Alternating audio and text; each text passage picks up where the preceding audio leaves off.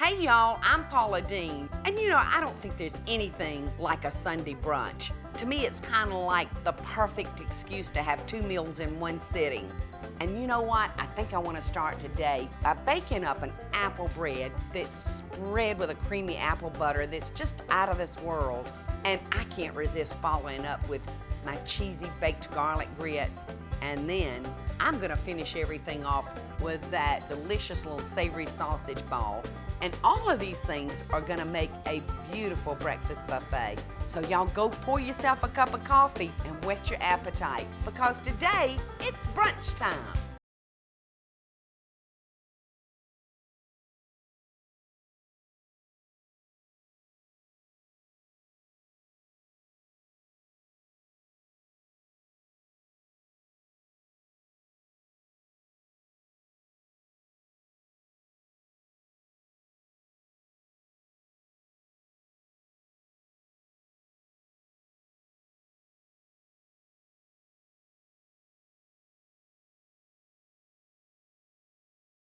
Come on closer.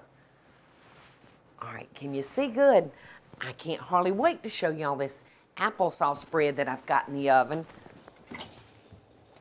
Look at that, Gertie. Look at that bread. Doesn't that look delicious, y'all? This is just the beginning of the brunch that we're cooking today. And there's nothing like having the time on a weekend to really spend on your dishes. And this is one of those just yummy things that everybody's going to enjoy today. And if there's any left over, we'll enjoy it all week. Now, I'm going to show you how to make this easy applesauce bread. We're going to start with a stick of butter. I know y'all are surprised, but that's really the best ingredient for this. We're going to start by creaming our butter. And now I'm going to add 1/4 cup of brown sugar. And you're going to find that your batter is going to be real thick, because it's like a real dense bread, almost like a pound cake. All right, now I'm going to just add 2 cups of all-purpose flour, a teaspoon of baking powder, a teaspoon of baking soda,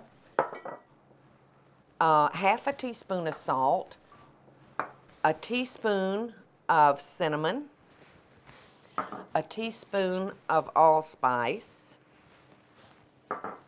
and 2 eggs,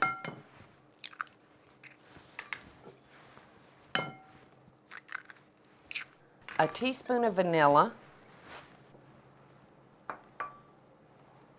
and 1 cup of applesauce. And we're just going to mix this all together until it's incorporated. And then I'm going to stir in some walnuts and some raisins.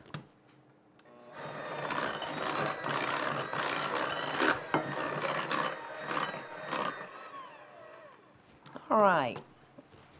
Now I'm just going to fold in walnuts. You can use any nut that you like, but I love the walnuts for this. And raisins. I'm using a dark raisin. You can use a white raisin, or you can completely omit them. But I love the raisins because they make this taste like one of my favorite cookie batters, oatmeal cookies. So I just love the raisins.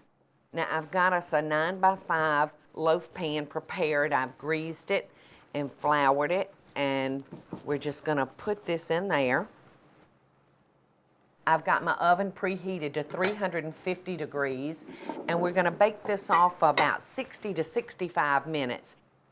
You can serve this with just butter, you can serve it with cream cheese, but I've made us a creamy apple butter to go with our bread this morning. All right, now let's pop this in. And before you know it, we're gonna have a wonderful homemade applesauce bread. So I wanna show y'all how quickly I mixed up this apple butter. I'm gonna start with 1 softened 8-ounce package of cream cheese. And I just bought some regular apple butter that you can get at your grocery store. It's in the jelly and jam section. Now I'm just gonna kind of cream this up for a minute, and it doesn't take but a second. And now I'm gonna add my store-bought apple butter. And this is so good with the apple bread because it's not overpoweringly sweet. So if you want just a hint of something, this is perfect.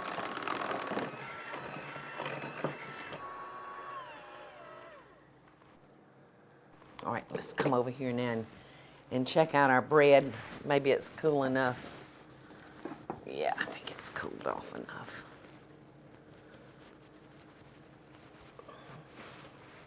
Here we go again. Y'all hold on. I think it just needs a run of the knife. I tell y'all what, we could do probably an hour's worth of bloopers on things that don't come out all that easily that are supposed to. All right, there we go. Ooh. Look at that beautiful bread. Oh, this bread smells divine. It's perfectly delicious. So I want to taste it while it's warm.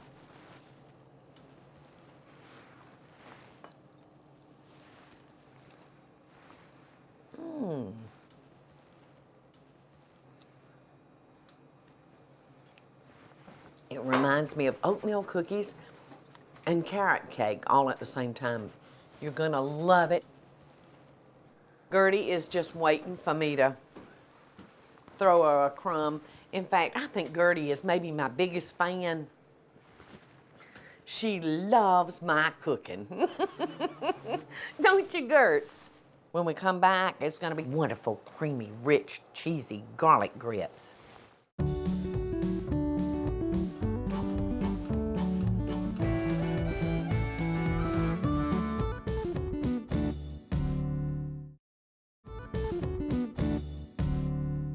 No respectable breakfast would not serve grits. So that's what we're gonna make next. Now I've got 6 cups of chicken stock and a little salt and pepper that's come to a boil. Now we're gonna add 2 cups of grits that I've added 1/4 of a teaspoon of garlic powder to. And this is the most important step to making your grits, is that you constantly stir them until they get good and moist and each grain is nice and wet. And I'll come back and I'll stir those again. I don't like to get too far from my grit pot when I'm cooking grits. All right, now we're gonna put the lid on that and we're gonna let that cook 8 minutes. And I have some that's already cooked for 8 minutes right here in this pot. You can see that they're nice and thick. All right, we're fixing to change a little bit of that. So now I'm gonna get the cheese ready to go in.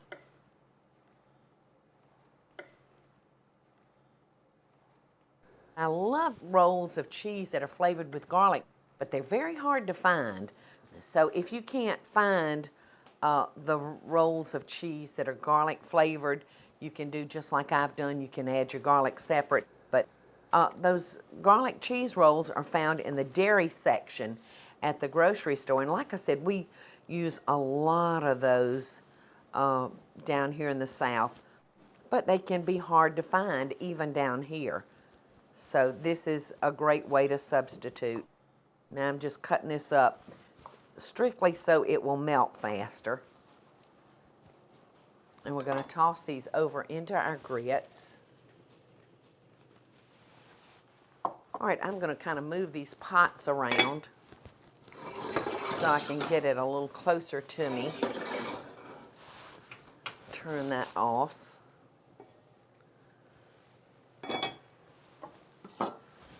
All right, I'm going to stir that cheese up into there. And I'm going to add a stick of butter, whole stick. And you can see how thick our grits are. All right, it won't take long for that cheese to melt. They're already getting real, real creamy. and kind of hard to stir, so I'm going to add a half a cup of milk. This is going to loosen that up some.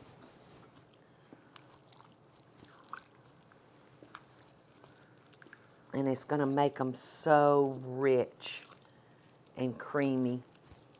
Grits is one of those comfort foods, you know, that if we're sick, we want a bowl of cheese grits with soft scrambled eggs in it. It's just something that we just love very, very much here in the South. And there's several ways you can do them. You can cook them in water. If you want a really rich grit, you can cook it in the chicken stock like I've done. And then add the milk to it, or the cream. Sometimes I put heavy cream in them. All right, so what I'm going to do now is I'm going to add the eggs, but before I just dump them in there, I'm going to temper those eggs by slowly warming them, because I don't want them to turn to scrambled eggs when I put them in that pot. All right, I think those are safely warm to add to the grits.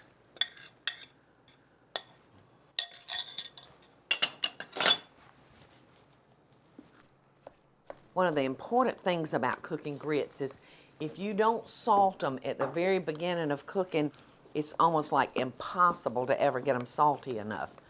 So you want to make sure that you've got salt in your water. All right, now we're just going to pour this in our casserole dish. The grits are completely done. You know, it's just the egg that we want to cook. Now, I'm going to top my grits today with a sharp white cheddar. You can do any of the cheeses that you like, but this one just looks so good and tastes so good. We've got our oven preheated to 350 degrees. We're going to pop this in, maybe for 35 or 40 minutes. The grits are cooked. We just want the eggs to set. So in that goes. All right. When we come back, it's going to be sausage, sausage, and more sausage. How about sausage balls? And we're going to dip them in those wonderful, creamy, rich, cheesy garlic grits.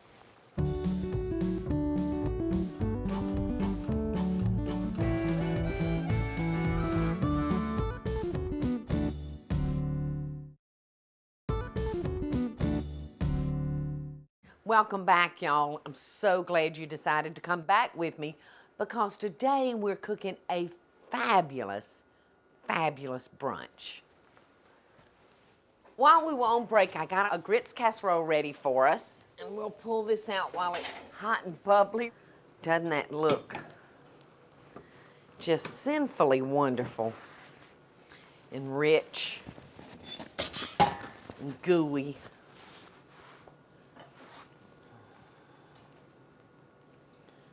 And you see what the eggs have done to it?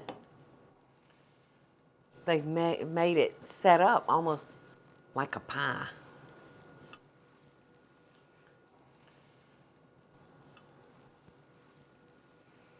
Oh my goodness, there.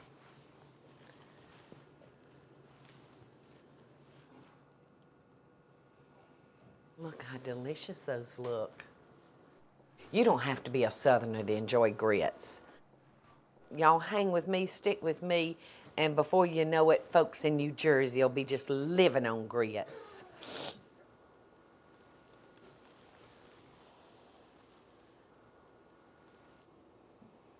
It smells like cheese and butter and corn.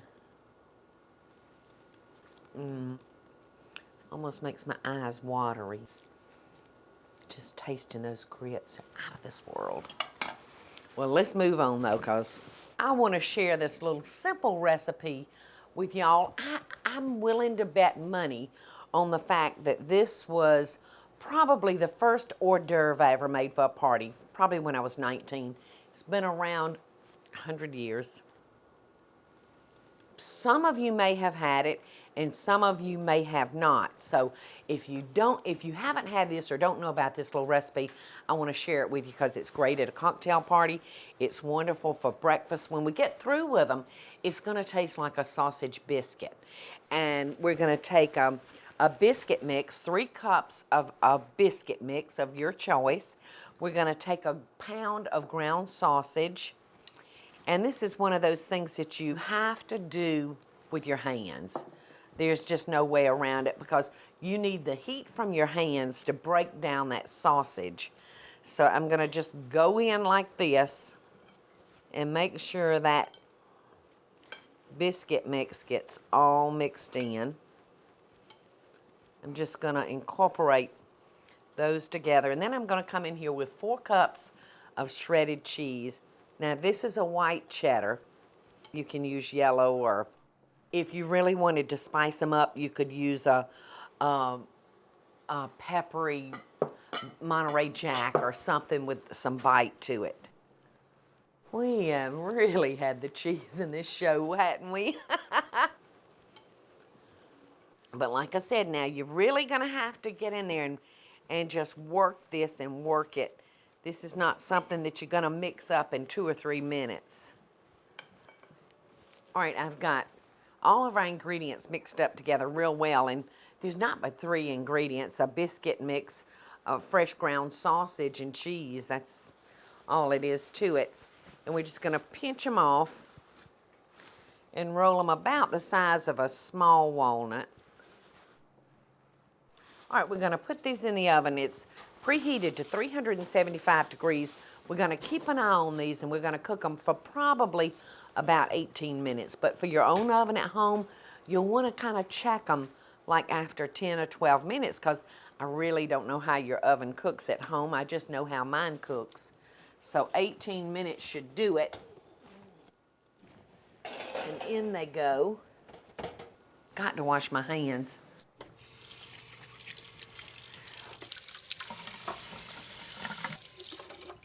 All right, I've got a pan back here that I got ready, and they've cooled off a little bit. Now I'm going to show you how I like to eat my sausage balls. Like if I'm having a sausage biscuit, I love mustard on it and I love mayonnaise. So all I do is mix a little mustard with some mayonnaise. But those that watch my show, you know I'm a mayonnaise freak. I love me some mayonnaise.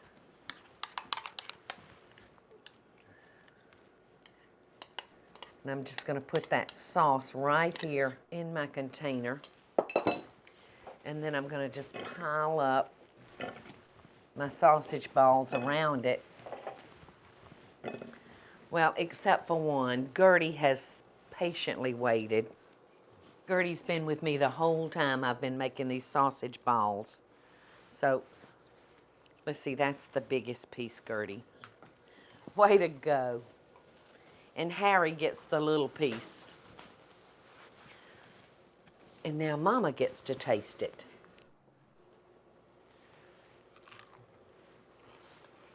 After all these years, these simple little things are so good.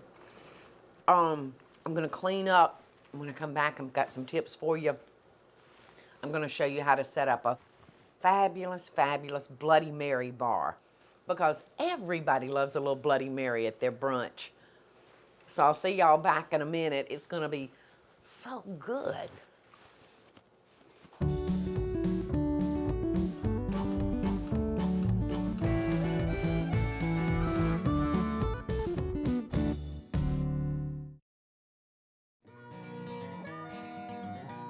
You know, you just can't have a brunch without a Bloody Mary. And there's nothing more fun than going up to a bar and making your own. Now, I've rimmed my glass with lemon. I'm putting it over here in, would you believe, beef bouillon. I'm going to add my ice. And then I've got all these things out for everybody. I'm going to add a little wasabi, a little celery, a little seasoning salt, a little jalapeno, a little Old Bay, I think a few capers, and an onion.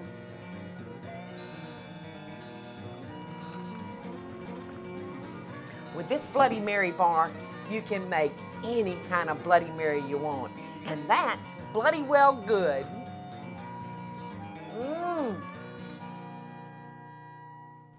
I think that y'all are probably gonna agree with me that these delicious dishes would be just perfect to have during a Sunday brunch. Between the apple bread with the sweet apple butter, or the creamy garlic cheese grits, or those little savory sausage balls, you could have a house full or just a small gathering. And I grant you, nobody's gonna leave with an empty stomach. You know, the only thing it should come with a warning. Like, this may be bringing on too many weekend house guests. That's my story and I'm sticking to it. So until next time, y'all, I send you love and best dishes from my kitchen to yours. Don't we, Gertie? Don't we? Don't we, Gertie?